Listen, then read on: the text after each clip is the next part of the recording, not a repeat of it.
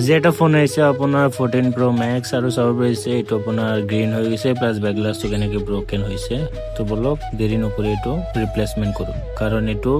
ডিছপ্লেটো ভাঙিছে প্লাছ এইটো আপোনাৰ প্ৰিমিয়াম ডিছপ্লে লগোৱা আছে এইটো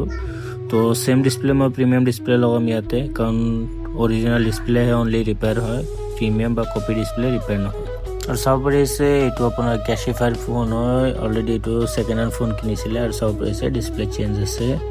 এণ্ড মাজতে আপোনাৰ স্ক্ৰু নাই চাব পাৰিছে প্লাছ আপোনাৰ এইটো আনন'ন পাৰ্ট গুচোৱা আছে তো ফোনটো মই খুলি লৈছোঁ খুলি কেনে আপোনাৰ এতিয়া বেক গ্লাছটো মই ৰিপ্লেচমেণ্ট কৰিম তাৰপিছত ডিছপ্লেটো ৰিপ্লেচমেণ্ট কৰিম ফাইনেল লুক দেখাই আৰু ভঙা বেক গ্লাছটো মই ৰিমুভ কৰি লৈছোঁ চাব পাৰিছে একদম প্ৰপাৰ ফিনিচিঙৰ সৈতে আছে চাব পাৰিছে এণ্ড ডিছপ্লেটো মই ইনষ্টল কৰি লৈছোঁ এতিয়া গ্লু লগাই কেনে এতিয়া বেক গ্লাছ ইনষ্টল কৰিম আৰু বেক গ্লাছটো আপোনাৰ ইনষ্টল কৰি কেনে আপোনাৰ এনেদৰে পাঞ্চিং কৰি আছোঁ যাতে আপোনাৰ প্ৰপাৰ ফিনিচিঙৰ সৈতে পাঞ্চিং হৈ যায় এণ্ড পাৰফেক্ট ফিনিচিং হয় দেন এইটো 10 মিনিটছ মই ৰাখি দিম তাৰপিছত